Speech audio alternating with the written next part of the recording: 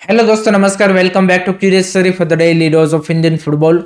तो सबसे पहले बात करते हैं, एआईएफएफ ने रिसेंटली जो एफएसडीएल ने नेक्स्ट सीजन आईएसएल का ऑन होल्ड करने का डिसीजन बनाया है उसके ऊपर एक ऑफिशियल स्टेटमेंट जारी करके अपना पक्ष रखने की कोशिश की है और बेसिकली अपना फेस सेव करने की कोशिश की है कि भाई हमारी कोई गलती नहीं है।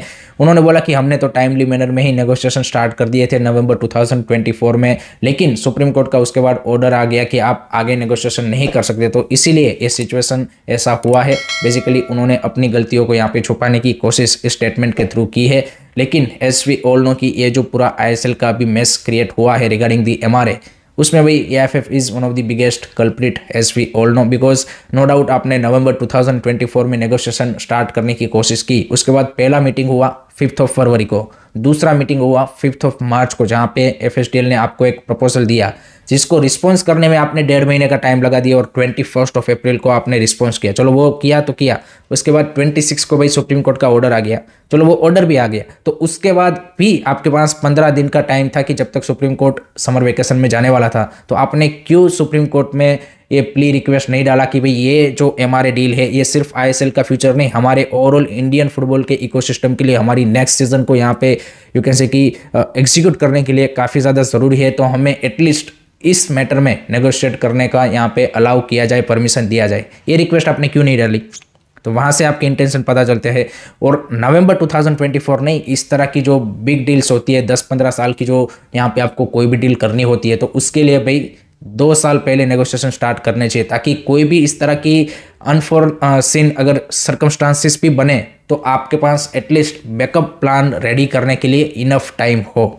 लेकिन वो आपके पास नहीं था, और यही पे राइट लीडरशिप की जो हम बात करते हैं ना, वो यहाँ पे आती है। क्योंकि इससे पहले भी इंडियन फुटबॉल में एक ऐसा सिनारियो हुआ था 2007 में, जब एनएफएल से आई लीग का यहाँ पे यू कैन से कि ट्रांजिशन हो रहा था। उस टाइम पे जी एंड 10 वो दोनों साथ में थे, आपको पता है 10 स्पोर्ट आता था उस टाइम पे। तो उन्होंने भाई यहाँ पे इंडियन फुटबॉल एएफएफ के साथ एज ए मार्केटिंग पार्टनर वो आए, लेकिन 3 साल में ही 2010 में ही उन्होंने यहाँ पे अपने हाथ खड़े कर दिए कि भाई हम तो पैसा लूज कर रहे हैं, वी आर बैकिंग आउट। तो उस टाइम पे 2010 में जो एएफएफ के प्रेसिडेंट थे प्रफुल्ल पटेल, उन्होंने रिलायंस के साथ बात करके ऑन बोर्ड रिलायंस को लाया with in 6 month. So that's the power of president, कि आपके प्रेसिडेंट के पास इस तरह के कनेक्शन होने चाहिए कि एक अगर कॉर्पोरेट हाउस मान लीजिए कि बैक ऑफ भी कर जाता है तो आपके पास बैकअप प्लान रेडी होना चाहिए, या फिर आपके कनेक्शन ऐसे होने चाहिए कि आप दूसरे कोई कॉर्पोरेट हाउस को ऑन बोर्ड ला पाओ। एंड उसी के थ्रू 2010 में ये जो भी करंट एमआरए डील जो चल रही है वो 2010 में उसी टाइम पे साइन हुई थी। क्या कल्याण चौबे इस तरह की चीज़ कर सकते हैं? ये अभी तो ऐसा सीन भी नहीं हुआ था कि आपका एफएसडीएल बैक ऑफ कर गया था, आपके पास इनफ टाइम था, लेकिन आपने भाई उन चीज़ों को प्रायोरिटी नहीं दी यहाँ पे जब आपने एएफएफ को टेक ओवर किया, और आपने बाकी चीज़ों को प्रायोरिटी दी, जबकि ये सबसे बड़ा आपका यू कैन से कि प्रायोरिटी होना चाहिए था to renewing contract with FSDL और लुकिंग फॉर अदर ऑप्शन, अगर आपको उनसे यहाँ पे बेटर डील नहीं मिल रही है तो यही रोल है प्रेसिडेंट का। जो लोग पूछते हैं ना कि भाई किस तरह का प्रेसिडेंट होना चाहिए, इसी तरह के प्रेसिडेंट का हमें ज़रूरत है कि जो इस तरह की सिचुएशन में इंडियन फुटबॉल को निकाल पाए एंड जो इन्वेस्टमेंट है वो लेके आ पाए। बट अनफॉर्चुनेटली करंट रिजीम ये चीज़ नहीं कर पा रहा है, so that is the sad part and that's why we are in this mess. Let me know guys, आपका क्या ओपिनियन है कमेंट सेक्शन में जरूर बताइए। सेकंड बात करनी है, another Indian women's player goes to the Europe. जी हाँ दोस्तों, अवेका सिंह, जिन्होंने इंडिया को अंडर 15 लेवल पे 2018 में रिप्रेजेंट किया था, उन्होंने डेनमार्क के जो सेकंड डिवीजन के क्लब है उनके साथ रिसेंटली साइन किया है। So that's a great to see. यहाँ पे अवेका सिंह ने ये मूव बनाया है। एज वी ऑल नो कि वुमेन्स फुटबॉल में at the moment Manisha Kalyan के अलावा हमारी कोई भी प्लेयर बाहर नहीं खेल रही थी, तो finally Aveka Singh is all set to play in Danish second division.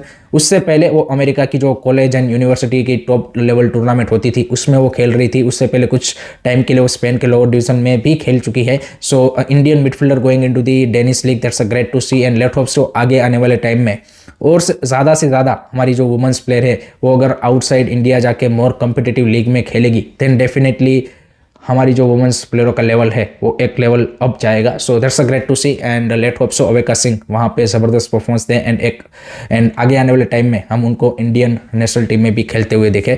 आपका क्या ओपिनियन है इसके बारे में? Do let me know in the comment section. Third बात करनी है आज होने वाले India under 20 versus Uzbekistan under 20 women's team के मैच के बारे में। So as we all know कि हमारी जो अंडर 20 टीम है वो next month AFC under 20 women's Asian cup qualifier से उनकी प्रिपरेशन के लिए उज्बेकिस्तान के सामने 2 फ्रेंडली खेल रही है। आज रात 8:30 बजे से मैच खेले जाएंगे। योकिम अलेक्जेंडरसन के अंडर ये यहाँ पे काफ़ी इंपॉर्टेंट यू कैन से कि असाइनमेंट रहेगा हमारी अंडर 20 टीम के लिए। पास्ट में भी उन्होंने अच्छा किया है। They show some quality and IWL में भी हमने देखा कि भाई IWL 2 में जिस तरह से उन्होंने परफॉर्मेंस दी और उसके बाद उन्होंने IWL में प्रमोशन लिया। सो हमारी जो इंडिया अंडर 20 वुमेन्स टीम है उसमें भी काफ़ी ज़्यादा यू कैन से कि प्रॉमिसिंग पोटेंशियल टैलेंट है। So let hope so Uzbekistan के सामने ज़बरदस्त परफॉर्मेंस दे। टेलीकास्ट का ब्रॉडकास्ट का कोई अपडेट अभी तक आया नहीं है, but let's wait and watch and may be Uzbekistan FA के यूट्यूब चैनल पे शायद हमें मैच देखने को मिल जाए। नेक्स्ट उसके बाद बात करनी है इंडियन नेशनल टीम के कोच के रिगार्डिंग, बिकॉज आज है लास्ट डे 13 जुलाई को लास्ट एप्लीकेशन डे है। बट उससे पहले एक नाम निकल के आया है स्टीव किन, स्कॉटिश 57 ईयर ओल्ड मैनेजर जो कि currently as a sporting director Georgia के क्लब में यहाँ पे यू कैन से कि काम कर रहे हैं। एंड इससे पहले उनका यहाँ पे एशिया में भी एक्सपीरियंस है। आसियान कंट्री ब्रुनेई के लिए उन्होंने मैनेज कर चुका है।